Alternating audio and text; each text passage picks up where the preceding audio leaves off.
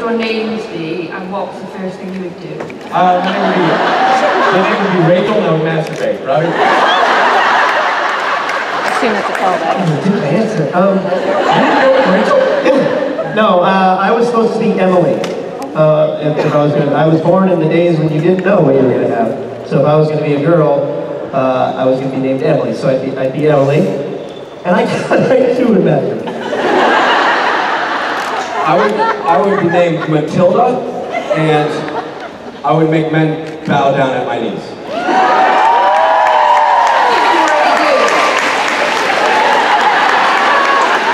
Why, thank you. And I would say, hold on, what would you do if they bow down to your knees? I would thank them. And then you high five.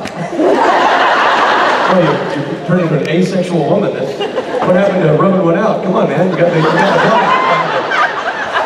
I mean, you finally got the hardware, kid. You're not going to get out of there and take a tour of the new house. Rich. They said the very first What do you do when you buy a house? You don't park in the driveway and stare at it. You get in there, man. Looking all around. Usually. Look, there's a basement. You know what I'm saying? That's the difference between you and I might paint the walls, sand them a little, touch up the carpet, make sure things are right before I just jump inside to an unknown residence and I have no idea where it lives in there. You know what? I wouldn't know anything about it. I'm not going in there, locking the door, and I ain't coming out for lunch, so. Who's yours the butt? You. You had a bit of a costume disaster last night. How long did it take to get the flag and red off your head? It's still there in my heart. There's a lot of alcohol and rubbing. My forehead burns. In a way, you still have a little bit. There's still a little bit of that. A lot of alcohol and rubbing, but how did you get the...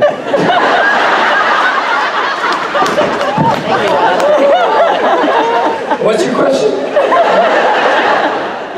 This is mostly for Rob based on a conversation Matt and I just had.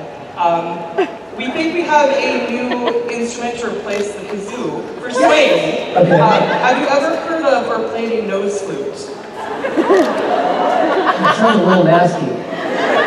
Oh, it's a real She shame. has one, and she knows how to play it. This woman here plays 21 instruments. She's a musical history teacher. In order to get that certification in the United States, you have to not just play them like, you gotta play the instrument. She's gonna play a nose flute for you. No, turn this way so they can see it.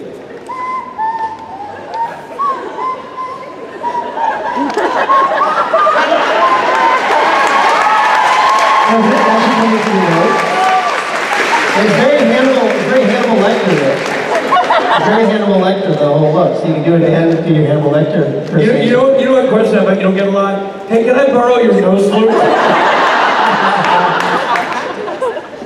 I love it, and yes. I will say this. When we play this on Medicated, which is a song where people pull out their kazoos and play along with us, I'd say that that's a great, if you don't have a kazoo, pull out the nose flute. That's officially the loud and swing sanctioned substitute. But as a public service announcement, I highly require that you blow your nose before blowing the nose flute. Yes. And please, don't share your nose flutes. Thank you so much. And thank you for that. I've never heard nose flute before.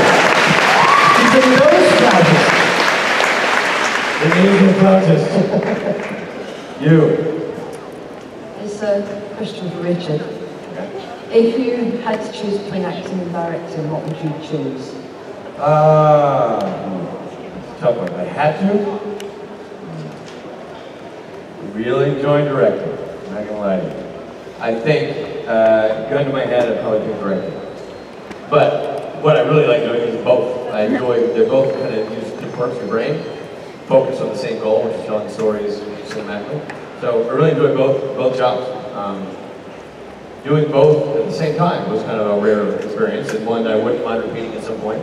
But I guess if I had to, which I don't, if I had to, I'd go with directing. Thank you for your question. Thank you. I was worried about you because I've done doing that. By the way, who's doing that? No, good one. Actor's directing. But why? Thank you. I wanted to know about Unfinished Business, the one you directed recently.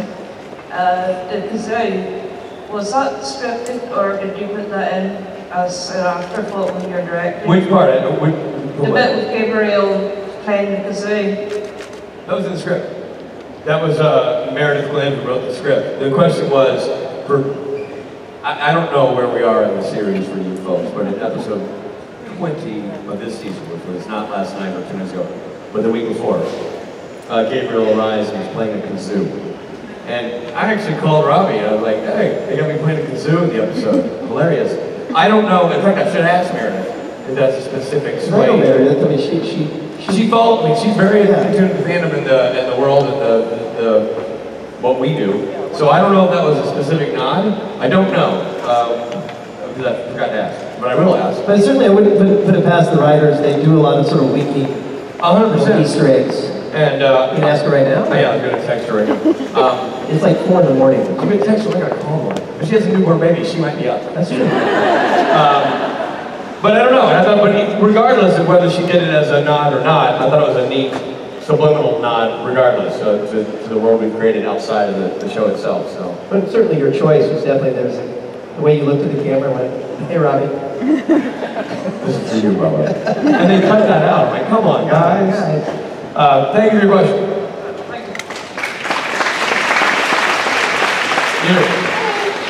Okay, my question's mainly for Rich, but the guys can join in. I would like to know, considering Crowley was the king of hell during the time Gabriel got kidnapped, do you think he was aware that Gabriel was kidnapped and alive, or do you think he was involved in some way? What do you think? I want to think that he might have been involved, like you knew. I agree. Nailed it. Put the word right out of my mouth. Crowley, all over it. Yeah, I agree too. Crowley. I agree. Also agreed. Yeah. Good job. My question is all during you. I was just wondering, because we're in Birmingham in England, I was wondering if you could tell us, in a British accent, what's your favourite thing about the UK? Should we do the weakest first? Our favourite thing about the UK in an English accent. Oh, so offending everybody while we answer. My favourite thing about the UK was... Did they say any accent or British accent? I absolutely loved having the flag on my face last night. It was pure brilliant. I got home and had a cup of tea and giggled. And you know what's the worst part about it? That was my best effort at being English, and I was fully Australian, wasn't I? You were somewhere over the Atlantic. I was the gecko. You're the gecko. Nobody really knows. It's a mystery. Yeah. Okay. But I actually thought it was a great, valiant effort. We're not going to do much better than that. No, we're not. Rich? I like the UK an awful lot. I think my favourite part about being in Birmingham is that it is the location in which one of my favourite television programmes is set. Peaky Blinders. Robert? I quite enjoy the pubs. I fancy myself a pint every now and again. And your pubs have the best pints I think I've ever had. So, there you have it. Thank you, and I'm sorry. I mean, it's like we've lived here for like 30 years. You wouldn't even think a thing. Wow. Hey, over there. Hi. Hi, Rob. Nice to meet you. And Rich has disappeared. He'll be back. Oh, there he is. I'm texting the letter, so I can ask him. All right, but I asked Matt this the other day, and I'm just curious, Rob and Rich, which you think is better, ninjas or pirates?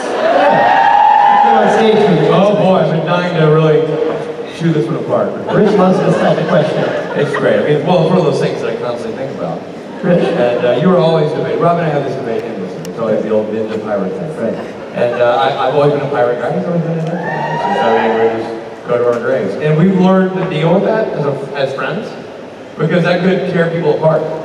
You know, like, oh, you're a ninja guy? Oh, I'm a pirate guy. Well, you know what? F you. But no, we've risen above that. We have. We deal with it every day. They call me ninja backstage. They call him pirate. And he says "arr" a lot. And he calls me Robbie. Yeah, I picture myself climbing trees. Hey, Robbie. And wearing all black. Robbie. We had to vote for Ninja finally. Yeah, we have to vote for Ninja. Hey, Robbie, so I'm your ninja. in the bar, the bartender, Pirate goes into the bar. Pirate's got a steering wheel in his pants. No. Bartender says, No.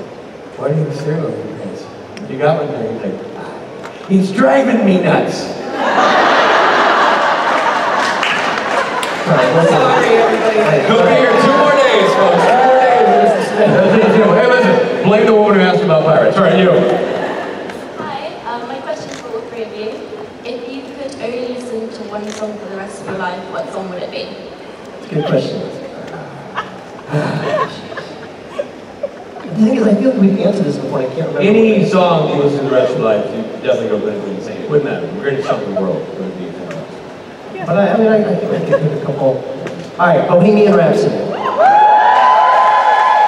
Song like Bohemian Rhapsody not only is it a great song, it has enough changes in it that you don't get tired of the chorus, you know what I mean? So, plus, you know, Freddie Mercury is one of the best lead singers of all time.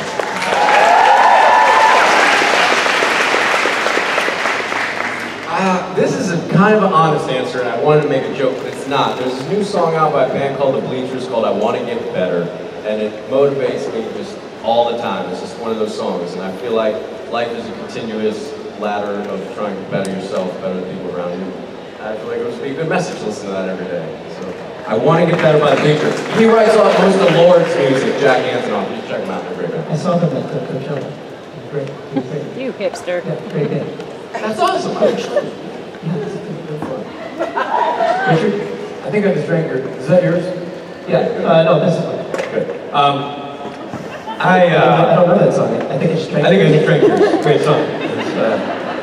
Guy. Honestly, what's a guy? I like music so much. It's so hard to decide what I would listen to. But I guess I have a bunch of go-to songs when I'm in a contemplative mood. So I get to pick one of those. I'll pick "Fall on Me" by R.E.M. Which one of my go-to, like heavy rotation, you know, when I'm in the zone. I have this whole mix. I make new different mixes every time I direct an episode. I have different directing mixes for each episode that I listen to obsessively. And actually, this directing mix is a bunch of songs that I've learned from you, that you have brought to Saturday Special. Dearly Departed, which is an outstanding song. Love Interrupted, Jack White's, so good. But I guess if I got to answer the question, I'll go Fall on Me. All right. And I would go also, and not to just love on you any more than I already do, but when I am like lack of motivation, Mama's Jam is always my go-to. It just gets my heart rate going. It really does. It's just a song. It means a lot to me. I know it means to Rob. It means similar stuff to me, but the verse and goals of the folks. It just gets me going. It gets me pumped up. It makes me want to get out of bed and just kick some ass and go make some people happy. So yeah, Mama's Jam works too. Nice. Well, I have to say, when we play it and you come out and dance to it, it motivates us to play the song even better. It's good. One happy circle then. And it motivates fans to cheer. Shirt off, shirt off, shirt off. You. This question is for all three of you. Where in the world would you most want to travel to? Where in the world else would we like to travel to? I'd like to visit Russia. Never visited, seen Red Square. I've never been to Japan. I would love to. That's another one for me. Japan. I'll have to go to Tokyo. I would go Greece. I want to do Greece real bad. Spend some time over there. Yeah. Thank you. Hi, my question is for Richard, and I was just wondering how getting to interact with the Easy Company veterans on Band of Brothers impacted you. Can you say that again? How did interacting with the Easy Company veterans and Band of Brothers impact you? That was so the question was how did interacting with the actual veterans from Easy Company, which is the company we portray in Band of Brothers, how did that affect me? It was a phenomenal experience to get to meet this gentleman. It was a different time in the world, and a different set of conflicts, and a really amazing group of people from all the nations represented in this room showed up and fought the good fight. And it was an impressive time to see nations gather together to do what they needed to do to solve the problem.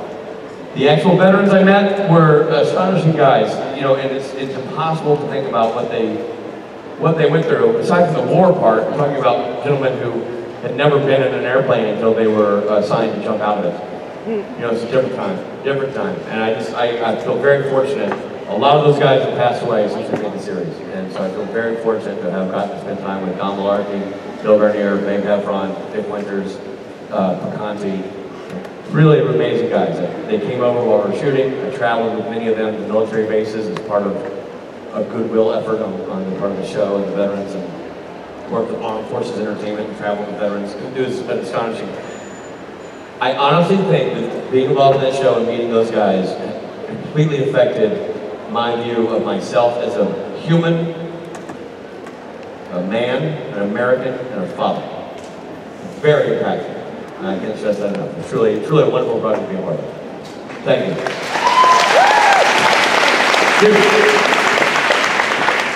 My question is for Rob. Do you think Jack or Chuck is more powerful?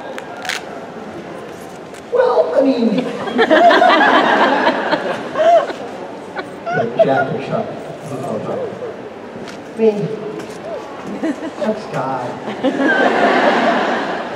Jack's a sweet kid. It's gotta be. You gotta be more powerful. I'm like the all-knowing everything, kind of, you know. And he's all, you gotta win this one because he's actually, you're all he. He's my grandson, right? Yeah. Yeah, but his mom is not an angel or... No, I know, yeah. So it's like, you know, his dad is like my son. You know what I mean? At the end of the day, he's still Lucifer, still my son. I brought him into this world, I can take him out. So, I still got that all-knowing everything kind of going for me. But again, nothing against Jack, but yeah, I'm kind of like the almighty creator. So, I think maybe. I don't feel that way. I think it's the right friend. Thank you. All right, you. Hi, my question is for Rob. I was just wondering what your reaction was to Chuck turning out to be God, and if it would have changed your earlier performance of Chuck. I like your shoes a lot. Thank you. You're really tripping me out. My reaction, well, so at the end of season 5, the episode Swan Song, where I kind of narrated, and then I kind of disappear at the end, I was as baffled by that as you guys. And when I read the script, I was, oh, where did I go? And then Eric Kripke, the creator of the show, called me and was like, so you're God? I was like, oh, okay. So that, all right, sure, right, I get it. Anyway, so that was his intention starting at the end of season 5. So I knew from there, but he was always like, let the fans think whatever, have their own theories. Don't spoil it for them or whatever. And then by the time this sort of story came back around that they needed to bring God back, and I got the phone call, I was excited to finally be able to sort of come out about being God and play that. But I don't think going back it would have changed anything. I mean, the fact of the matter is, when I came back in season 11, they explained a lot as to what I was doing, and I think I was sort of, hiding behind the character of Chuck and letting people think what they would. And I think that episode, if you go back and watch the end of season 5, that is in a way, there's a lot of hints and nods to me being God there. But I don't think it would have changed anything else because I think God was sort of hiding behind Chuck and sort of just saying, hey, I'm just a prophet. I love the idea. I love the idea that Kripke created as kind of himself as the creator of Supernatural, the same way Chuck, the writer, was the creator of in this world. So I thought that was, I always loved that kind of week. So yeah, so I don't think it would have changed anything, and I was delighted and honored to be able to play this character. You're a great God. Thank you very much.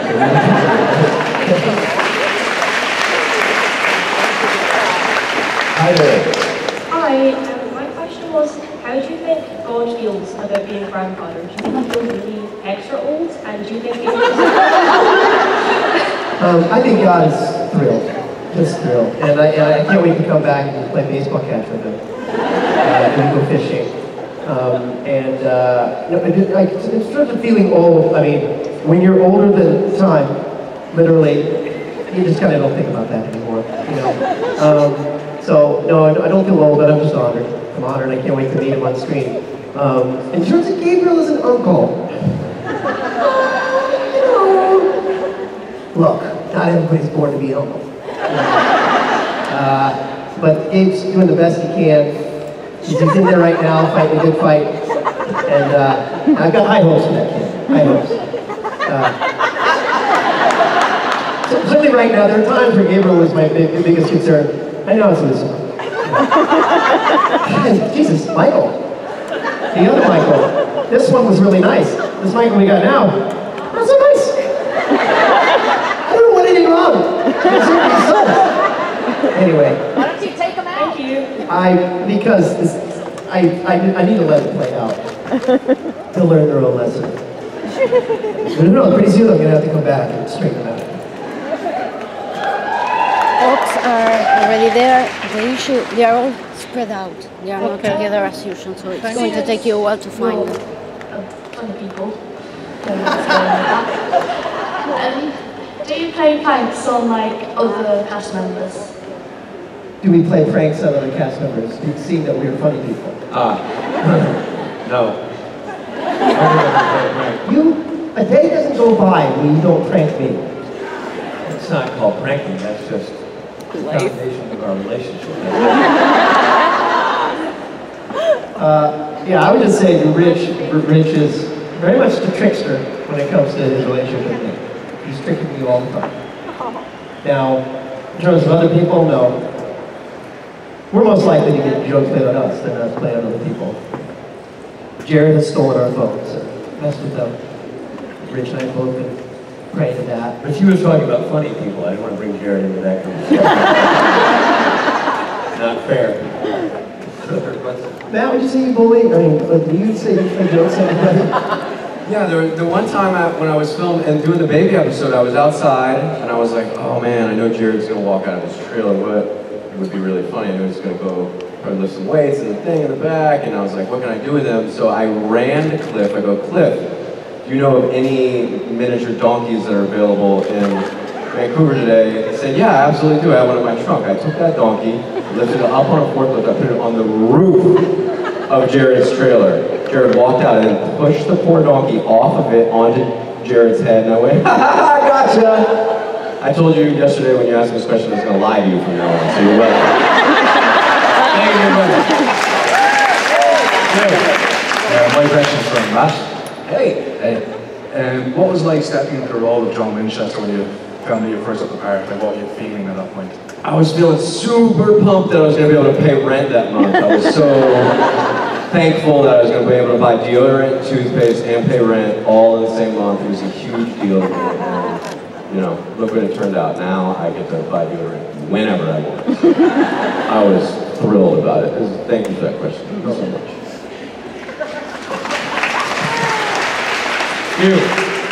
My question is for Rob. Do you and your wife have a free pass, and who is it? Free pass. So who is it? I have a free pass with Robbie, so I'm just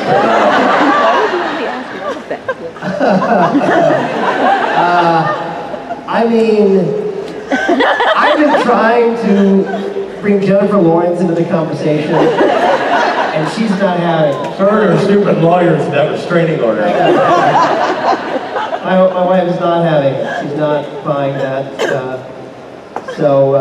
Yeah, she's oddly not into that concept. But I'm going to offer up Matt Cohen to her pretty soon. And maybe that'll help the argument. But no, we don't really. No, we don't. We don't really play that game. Rich, do you have a hall pass, as they say? No. My wife was also savvy enough to know that whatever hall pass she gave me, there's no woman in the world who's foolish enough to get on board with me. My wife sleeps well at night. No way. That she's fine. Matt, do you and I do. I actually, somebody? You know, I've never went to the other side of things, but if I had to, my wife knows that she has a free and clear pass to Tom Hardy, as do I.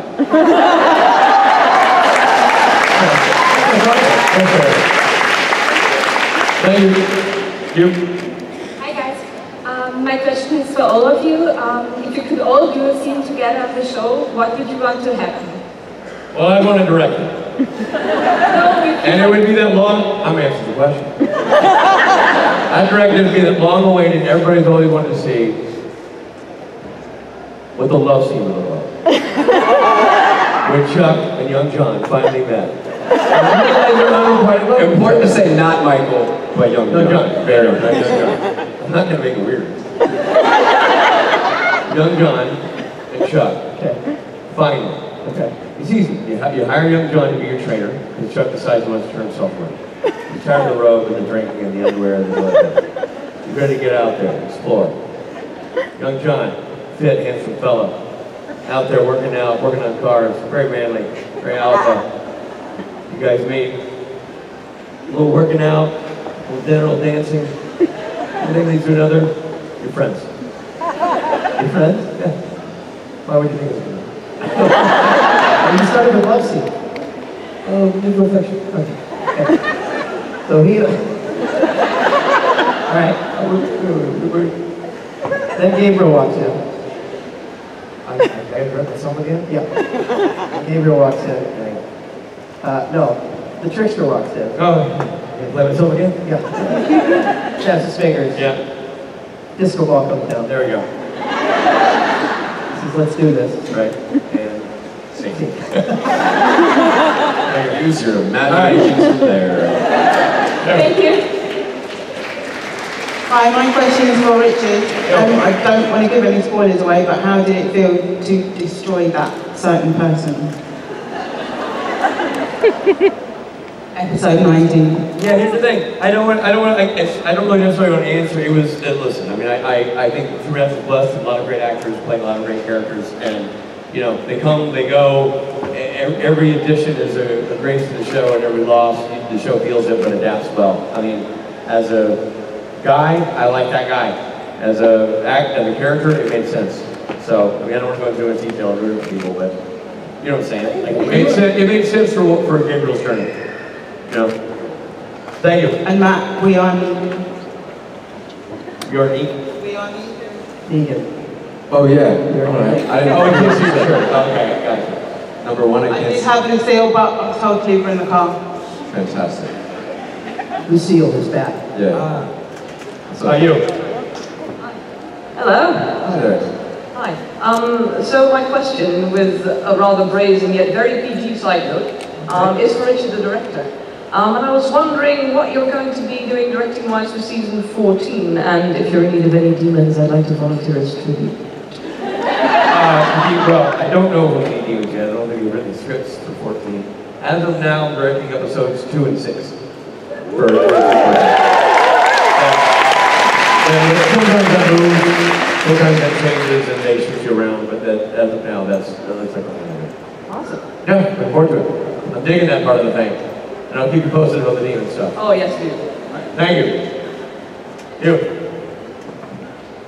Hi, my question's for Rob. So as you saw yesterday in the meet and greet, my baby always kicks for when she hears Loud and Swain. And it seems like one of her favourite songs is Honeybee. So I just wondered what's the story behind the song and how it was written? That's so sweet. That was one of those songs that Billy wrote the music to, and he sent me the file with this music, this beautiful music, and he said, "Will you write lyrics to this?" I'm thinking of my daughter, who was just born, when I just wrote the music, and I think he might have even called the file Honeybee. And so I just wrote lyrics about my daughter around that title, Honeybee, and kind of hoped it applied to him too, and he really, really loved it. So, and then it just kind of became Mike also has a daughter, and so it kind of became a song about all of our daughters watching them grow up. That's so cute. Yeah. Thank you. Thank you. Thank you so much.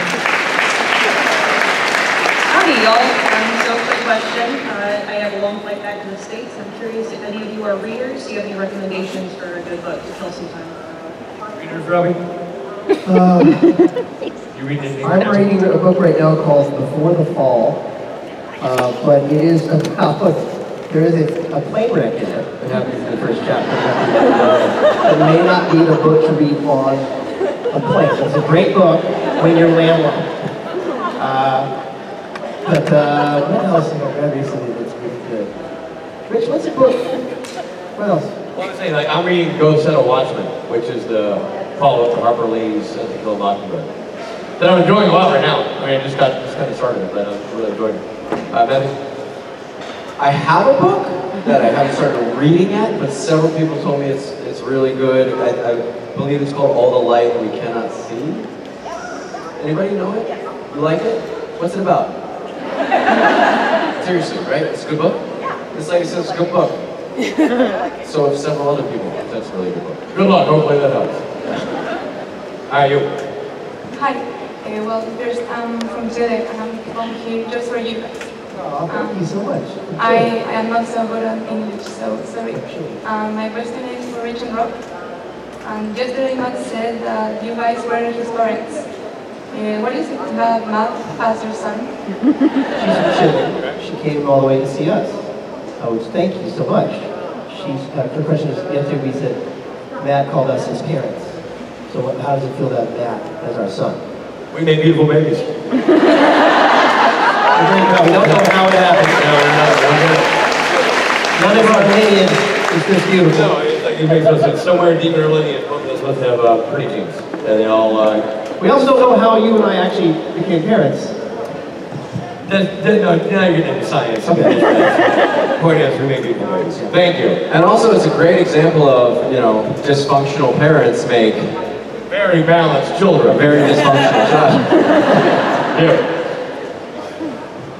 Hi, I was just wondering what has changed from your first convention to your last latest? What has changed from convention number 1 to now? That's a good question. Wow, a lot. We didn't know each other for starters. Yeah. We all started at different times. Kids. Oh yeah, I think in the convention world. Oh yeah, just in life we've also, marriages and children and all that kind of stuff. And conventions have gotten bigger and we've developed a relationship and the band has been involved. I mean, there's so many. I had a near-death experience, which saved my life. Completely unrecognizable, the old conventions to what they are now. Also, for me, the first, and I think we have similar experiences here too, my first one was very comparable to the convention episode of Supernatural. I had dry mouth, I was nervous, I'm shaking. I was so terrified to do the panel by myself, Me too. Yeah. It's a very nerve-wracking experience. We've never done it before. The first time I ever attended a convention, I was like a guest. So, it's like I'd never seen them before. I don't think any of us had it, so that was a trippy experience. And they're a lot better now. They're a lot bigger and more fun and more rocking than they were back then. We're very proud of what we've been able to contribute to try to make the whole experience more of a show. But yeah, now it's funny when the new people come. Now we're the grizzly old veterans. The new people come and we're always like, they get nervous. Well, you have no idea what it used to be. Yeah. No microphones, just megaphones. No stage, a guy had to hold you up. No band, they just had one of those old cranker.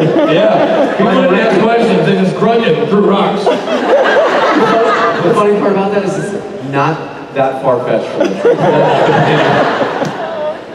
You. Hi, my question's for Matt. I do. If you're stranded on an island with any character, who would it be and why? Chuck/God, because Chuck/God. I'd be like, hey, Chuck/God, let's hang out on this private island where we're deserted. Can you bring in like a bunch of really, beautiful guys and gals? We could have a dance party and maybe some shrimp cocktails and crab legs. Yeah, woo! Like, never going home. High five, God. It's got our own island. What should we call it? God/Matt Island? Please call me Chuck. You know what? That's why I love you, God. Chuck Island. Mr. Chuck. Chuck Chuck. Hi. My sister's new to the Supernatural show, so I was wondering if you could explain the musk. Which explains the musk, I think, better than anyone. Really has nothing to do with the Supernatural show. It's about the two men who star in the Supernatural show. An odor, a fragrance, a scent that is overpowering. If we ever figure out how to harness it, we could run the town. We could run industries, and cars would run them. It's a smell that is so pure, it's like sunlight and potpourri and joy and freedom swirled together in a bowl, and pasted onto denim with a little man sweat, and just a touch of flannel, and this wisp of hair product. And it burns your nose, it's so pure. And it's a little look at because it's so beautiful. The smell cures cancer. That solves problems. It will balance your checkbook. There's nothing the musk can't do. It's actually what they, has anybody seen Black Panther? Yes! It's actually what they modeled the mineral vibranium out of. It's Jordan Shinson's musk.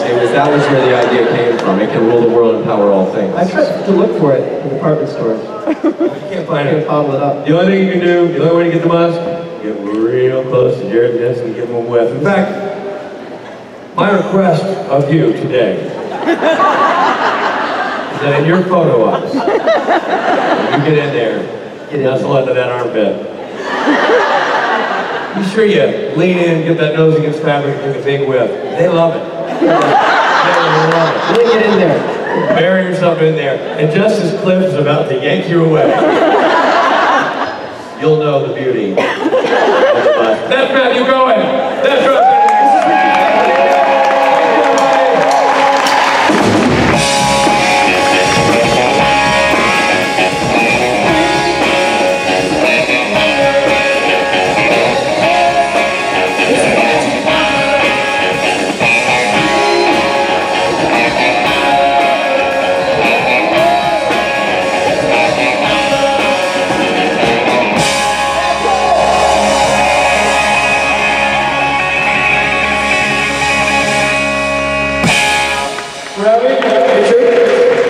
Some of the things we do at this convention are relaxed and fun.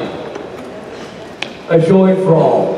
Others are a serious battle. Oh no. A battle sometimes to the demise of the contest. That's right. It's time for the costume contest. The costume contest.